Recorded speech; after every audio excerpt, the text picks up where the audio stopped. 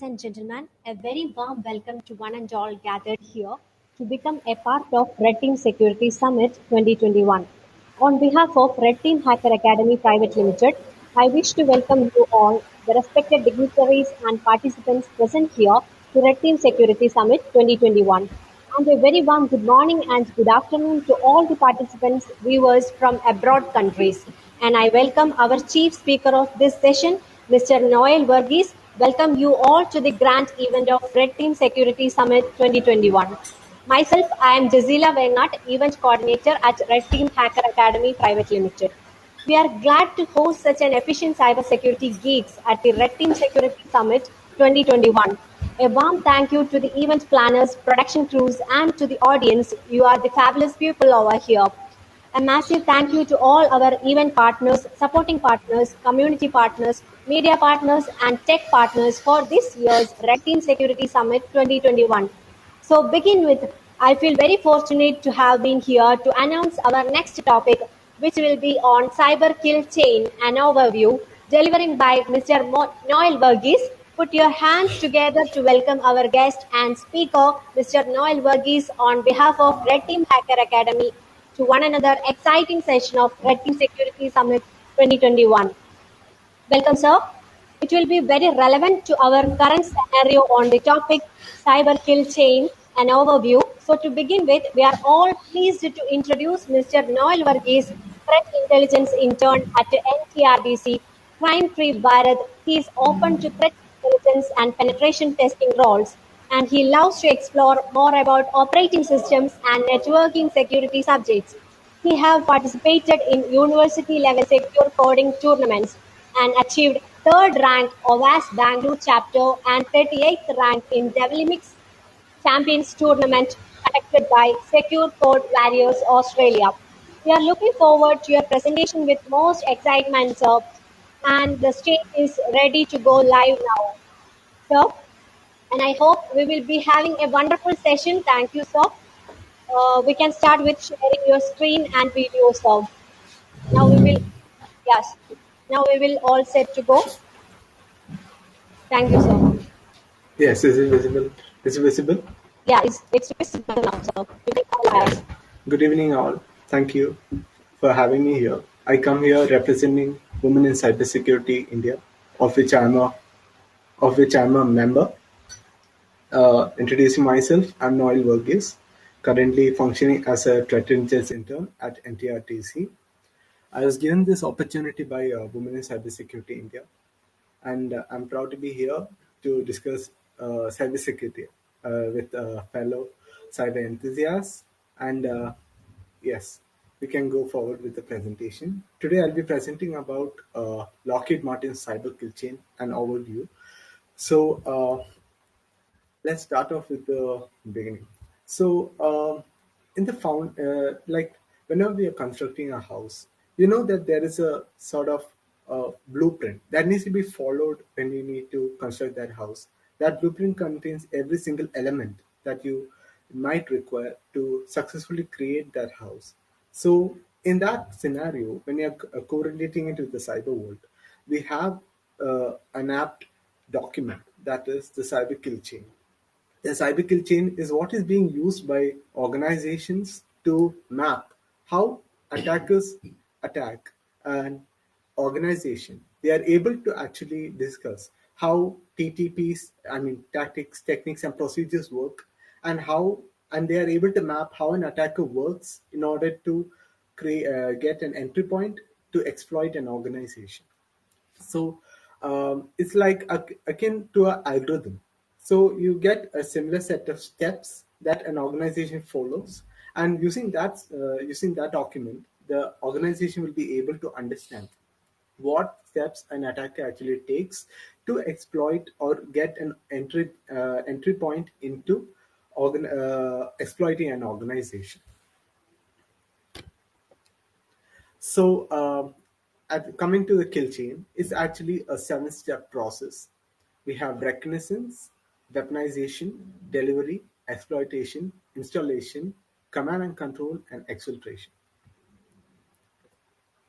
So, whenever we talk about regulations like PCI DSS or GDPR, they usually come in the news when data breaches actually occur, right? When this data breach occur, this regulation was not followed. Like that, we can just correlate the cyber kill chain into its applicability into real world.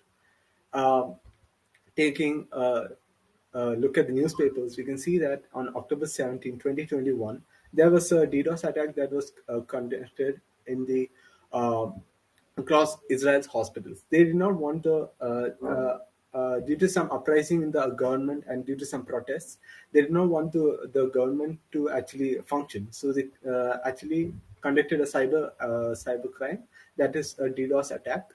So the defender of the attack was the National Cyber Directorate, Israel, and we can see that the National Cyber Directorate actually mapped out the steps that were taken by the attackers. They reached the sixth step successfully and were thwarted at the seventh step. That's exfiltration. They were not able to get the data from the databases of the Israel's hospitals, which contained sensitive information about the patients. And August 2018, we had the attackers that were aiming to rig the US water database, attempting to steal PII information and sell it on the dark web. And here, the defender of attack was the Democratic National Committee in the USA. At this stage, at this incident, also we can see that stages of attack that were successfully performed were at the fourth stage, and at the fifth stage, that's at the installation of the weapon into the uh, vulnerable machine, they were actually thwarted. They were not able to exploit the machine to get the data.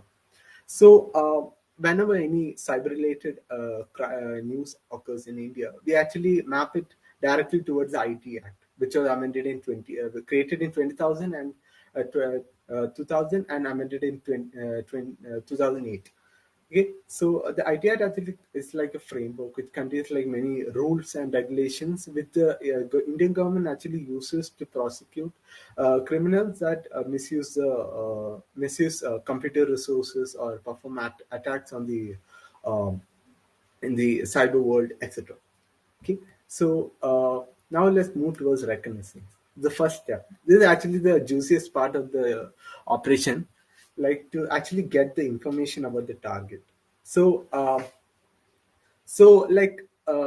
whenever you are like interact on the internet, you may not know that, but your trail is actually being created on the internet. Anyone can actually follow your trails to get a solid information about the person you are and to gather more information about you, what you may do, and to get other information about you.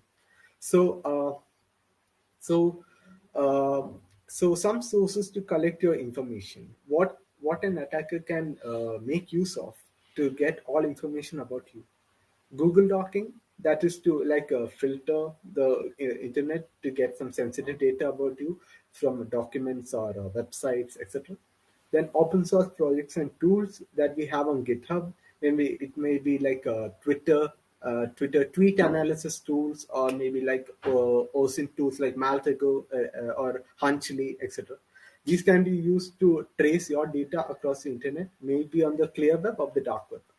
Then public records, the now the shift of the government of India has been from moving the data from paper in the form of from the form of paper into digital, right? So this we can see sometimes that the digital data gets actually exploited and exfiltrated from websites that are not exactly following security procedures to actually maybe encrypt their data, or to like or following security procedures to actually secure that data.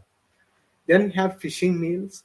Phishing mails, like maybe one click on a suspicious link can actually like gather so much information about you. Moving on to the next slide. What aids an attacker in performing easy reconnaissance? You have the example in front of you, like these type of Facebook posts. We see these type of posts every day, and it's actually sad to see that people actually fall for all this, like commenting down in the comment section about the answer of each question, right? And in this manner, they're actually sharing personal information about themselves, and this actually makes the work much more easier for the attacker to gather information about them. Because sometimes people actually post information about, like, maybe they're going on a vacation somewhere. This is the actual opportunity for robbers to actually rob your house because you're not available in that place. And then you have a lack of user awareness and cyber hygiene. Maybe you're not maybe you're writing down passwords on paper and are not storing it in a password manager. And then you have social engineering techniques, six main concepts. Those are consensus, familiarity, trust, intimidation, authority, and urgency. Now, reconnaissance using OSINT. So we are still on the first stage of the cyber kill chain. That's the reconnaissance part. Okay, so actually, the internet is like hotbed of so many tools that you can use to gather information. These are some tools which I've used in my personal investigations as well. PIMICE, Yandex, and Google image search to reverse image search purposes. Whenever, like, participating in a CTF or something, they will give you one image to analyze. You put it in these browsers, and then you gain information about these images. Maybe it may be metadata or the location at which one image was taken, etc. Those may be the answers to the CTF. Then you have except tool and forensically to gain metadata. Then social media OSINT. As mentioned before, there are many open source tools to scrape data from social media sites, maybe Facebook or Twitter or Instagram. Then, like this, analyze words, sleeping time, socialvariant.com. Analyze words will analyze a given tweet and will give an idea about how the target actually tweets on a general basis. Then your sleeping time, that is when your target will actually be sleeping. What time is he actually actively tweeting on Twitter, etc. Snap map, this is like gives you a general location of how many Snapchat users are there in a particular region. And if you click on a region, you can see what they are actually displaying on the internet through Snapchat. Then you have use your right to information to dig through public records. This was a new type of information for me, that you could actually, like, with the help of rupees 10 and a signed request, anybody could actually go to a government office and extract information about you, because it's a right to information which was given by the government of India uh, as a right to the citizens. And and uh, and OSINT is not illegal because the data is actually there on the internet. It's not illegal to scrape those data and use it for your own investigation. Second step, that is weaponization. Once you have gained all this information about your target, how are you actually going to exploit that target? In this manner, like, we are talking in the form of weaponization in the form of software. Actually, like, once you get information about a target's OS or what type of vulnerable apps he's using in his PC or mobile, we are actually trying to create a weapon that can help to exploit that vulnerable point in that target, and to gain and to actually exploit that individual to get the information we want. So, choice of weaponization. This may be payloads infected by logic bomb. Logic bombs are like viruses. Like, once it meets a particular condition, and once the condition is met, the logic bomb is able to detonate, and it will fully destroy a given digital device, maybe a mobile or a PC, anything. Steganography, maybe you want to hide your weapon into image or video, etc. So that's you can carry that out with steganography. Custom tools, uh, maybe exploitable points in your target, maybe can be only done with the help of some custom tools or custom hardware. So you have to take care of that. For that, you require the information you gather. Hardware, uh, like, these type of tools are pretty. pretty well known in the infosec community, which are rubber duckies, OMG cables, keyloggers, etc. Keyloggers are used to actually gather the keystrokes from individual. You can install it in a given person's PC or mobile to actually gain the keystrokes. That is, the passwords or maybe sensitive information that target has entered. Now, weaponization. The most important part is not actually making the weapon, but how it can actually uh, pass through some security measures to reach the individual without being flagged, right? So weaponization, we are talking about the cyber kill chain in the view of an organization. So, of course, the organization will have some security measures in place. So, in the form of network architecture, this can be like IDS or IPS or antivirus that is actually installed on endpoints, right? So, when you're installing those weapon into the target computer or something, this should not be detected by these given security measures. Then, as we have mentioned before, the weapon should be created and tailored to attack the OS and the related components, maybe a vulnerable driver or something, and should be innocent looking to the average onlooker. Steganography and other disguising methods actually do help and should not raise suspicion to inner organizational security controls. It should be able to bypass physical security, operational security, etc. And here I mentioned given like an example of SET, social engineering toolkit. The third step is delivery. How are you able to bring the weaponization to the target surrounding uh, without raising any suspicion, right? So what I mentioned here is actually a wrong example. Do not follow this. So it should be you should bring the weapon into the target's surroundings without raising any flags or suspicion. Like it should be as innocent looking and as sneaky as possible, right? Not raising any eyebrows or something, right? How can you do that? You can disguise it as a delivery order. And how can you achieve this? This can be with the help of an internal member of target organization to help you. But what we are dealing here with is internal threat, which is the biggest threat or risk to an organization. You do not want your own employee to sabotage your organization, right?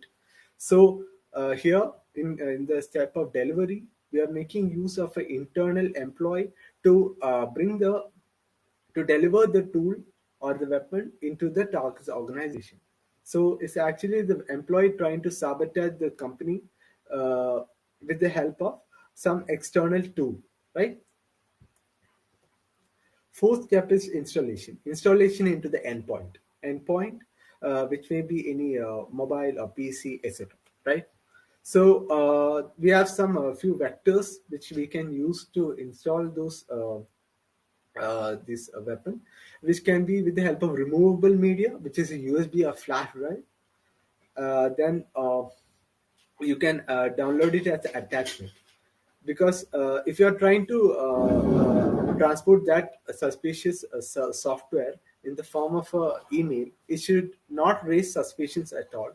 It should not come across as a fishy mail, and the email should be convincing enough for the target to click on the given suspicious link within that email to download the weapon onto the machine. Internal threat as discussed before. And what helps in this step? Maybe sometimes you may require some administrative passwords uh, to install something on a machine. So we can do this with the help of credential harvesting or farming. uh, Credentials harvesting, if like the if you are following passwords like admin 123 or password 123 or something, it's pretty easy to guess. So like that you can make use of weak passwords like that, or you can harvest the credentials. Maybe this may be present in databases on the dark web as well. Then what else helps in this process is misconfigured systems, unauthorized access to computing resources. The fifth step, that is exploitation. So this is the juiciest part of all, like actually making all the steps work. And the fifth step is the exploitation, that is maybe like reaching the hacking progress level to 100. Yeah. So uh, in this step, we are actually exploiting the vulnerable point in such a way that it does not raise flags at all. So here, what points can an attacker actually exploit? This can be like old or non-updated versions of FTP or Telnet or SMTP ports, default configurations, security cameras which do not have much of security involved within them, because there are a few sites on the internet which can allow you to spy on cameras, because they do not have much of security measures built into them. This can allow anyone in the internet to view in confidential cameras, right? And past systems having outdated OS updates and drivers as well. Sixth step, that is command and control. So here the attacker is actually laying a bridge between the vulnerable machine and the remote attacker's machine. So command and control is actually a server from which the attacker can put forward commands. It will be executed on the endpoint machine which is vulnerable, right? So whatever the attacker wants to actually exfiltrate from the endpoint, vulnerable endpoint, he can do so with the help of the C2 server. Okay, so C2 server actually comes into relevance when we are talking about DDoS and zombie attacks. And what can help to actually establish such a server? We can use a help of bots which are used in botnet attacks to establish the C2 server. And we have a backdoor, like in case in the first trip itself you are not able to get all the sensitive information. You can actually maintain a backdoor on the vulnerable machine to enter and exit whenever you want, but you should do so in such a way that it is not detected at all. And as mentioned, a backdoor should be placed to maintain persistence, because you want to enter and exit the given vulnerable machine whenever you want to get the information that you want. The final step, that is exfiltration. Exfiltration talks about the data that you want to get from the vulnerable machine.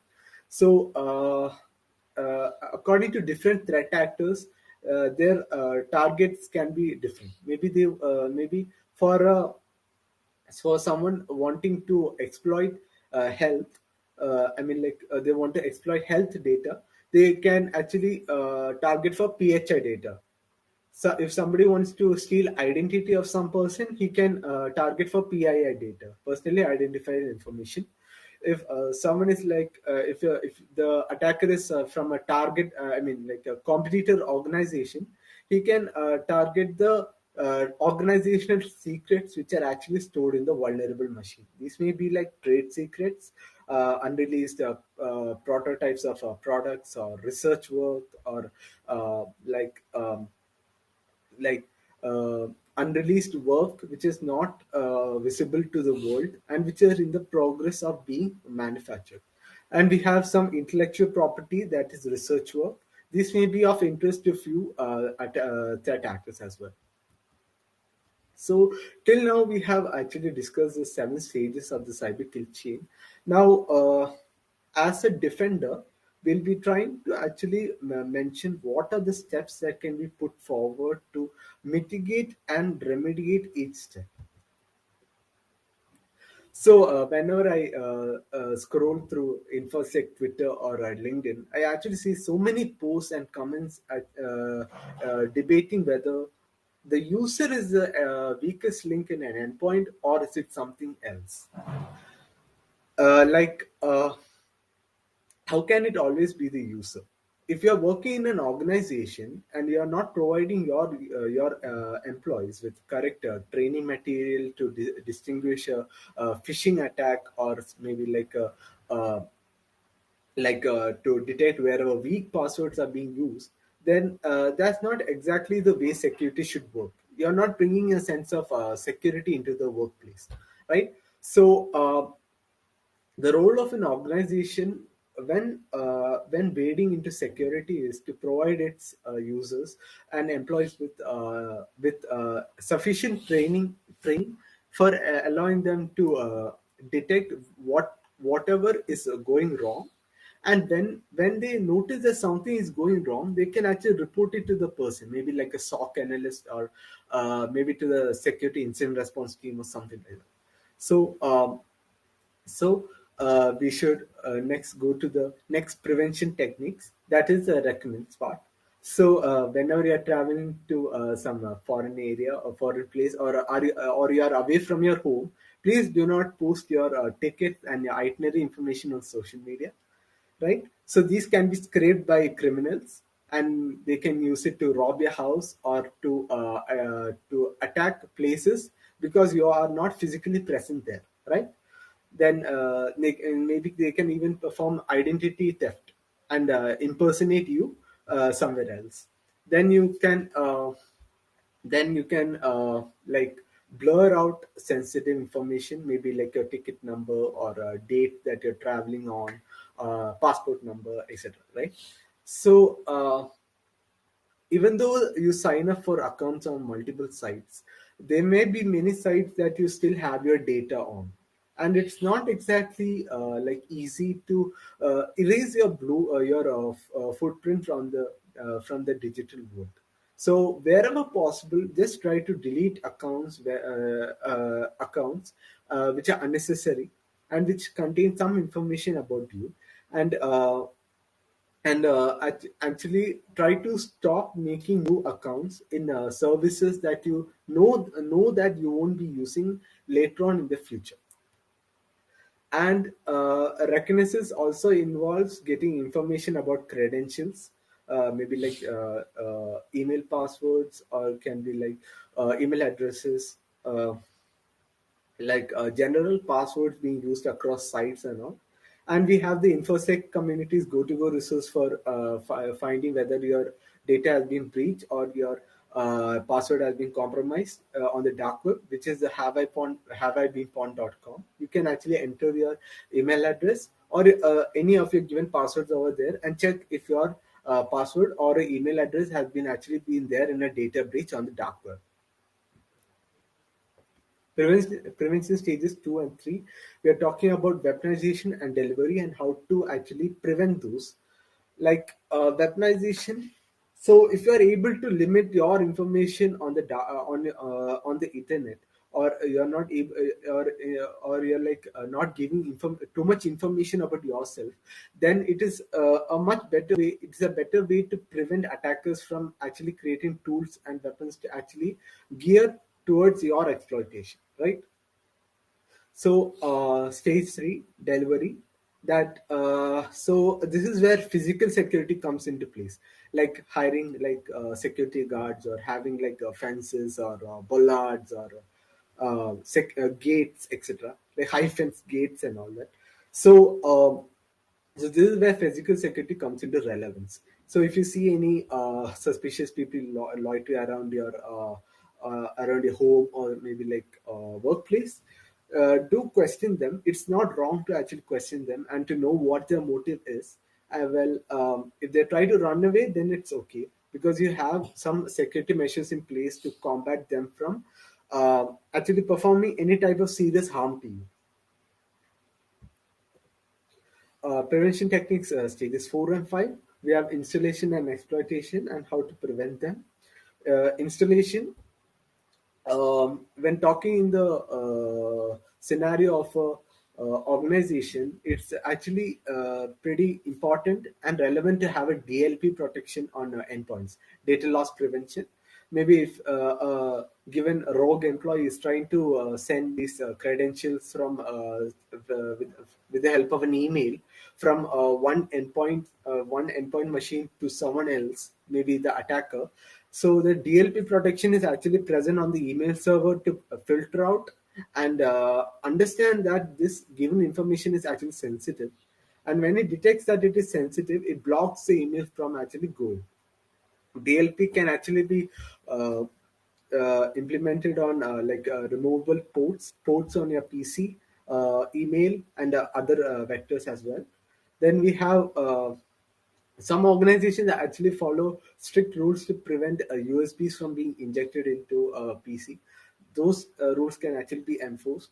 Then you have security information and event management and IPSs to actually combat the installation of any unknown device.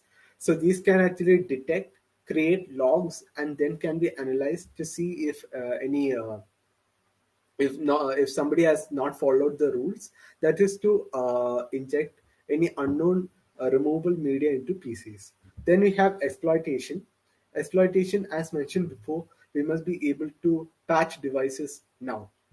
If it's too inconvenient, at least daily, or maybe like once in 2 3 days, etc.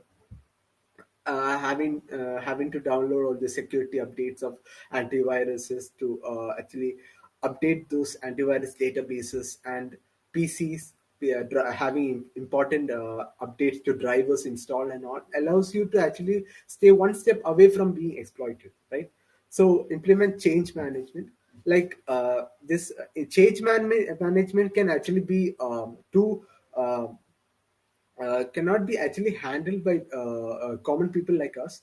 If you're having a sandbox, and if you're having some set of uh, tools ready, you can actually have the patched version of the. You can download the latest updates onto a sandbox or virtual machine. Virtual machine, put it on a sandbox, and then try attacking those to check if it is fully secure and is not vulnerable to any attacks. Okay. Now we have prevention techniques and exploitability. We are bridging over to stage 5 and stage 6 later on. Stage 5, exploitation.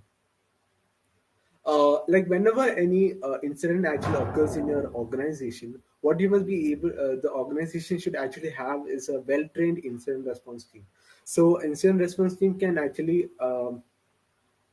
investigate what the incident is. They can get information about what exactly happened, and then escalate the investigation from there on to understand what the point of entry was, what was exactly vulnerable, who actually carried out the attack, and what could have been actually performed to prevent such an attack from happening.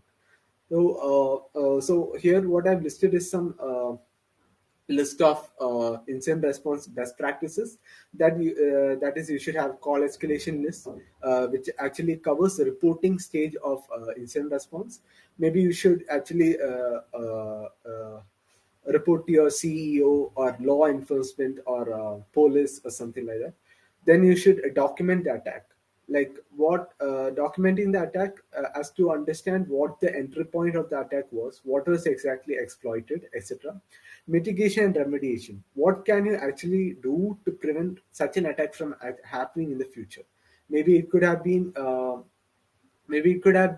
a mistake from the employee side, or maybe it could have been a security feature not being implemented properly in organization.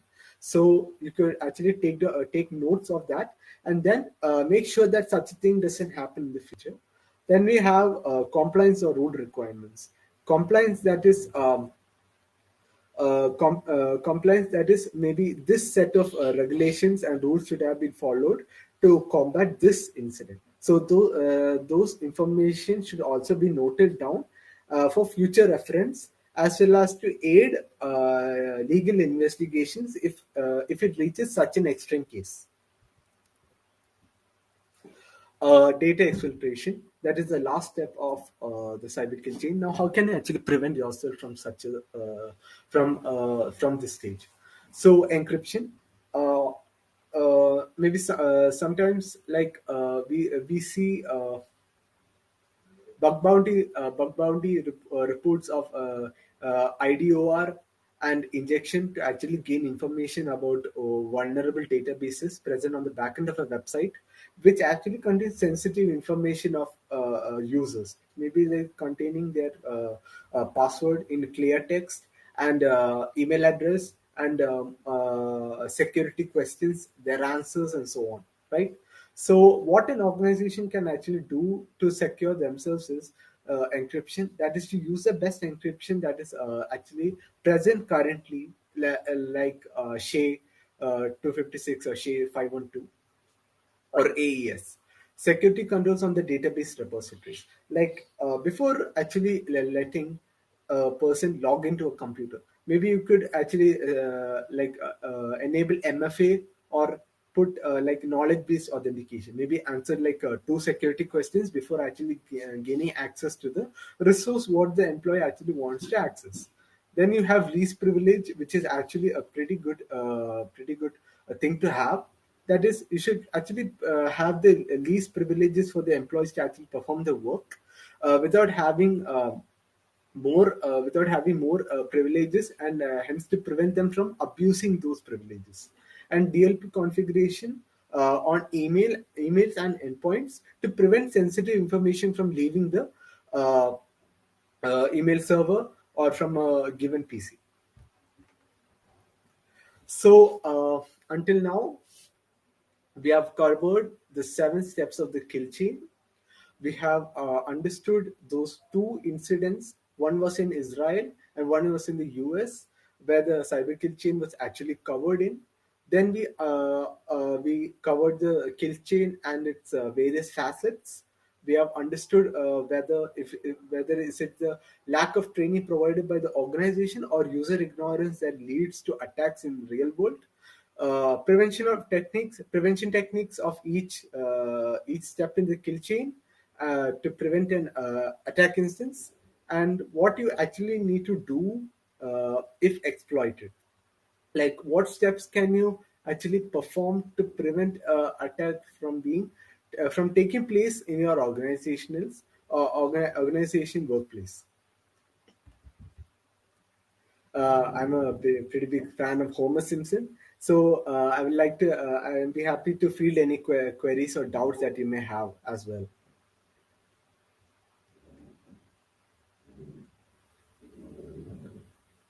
Any doubts that you may have?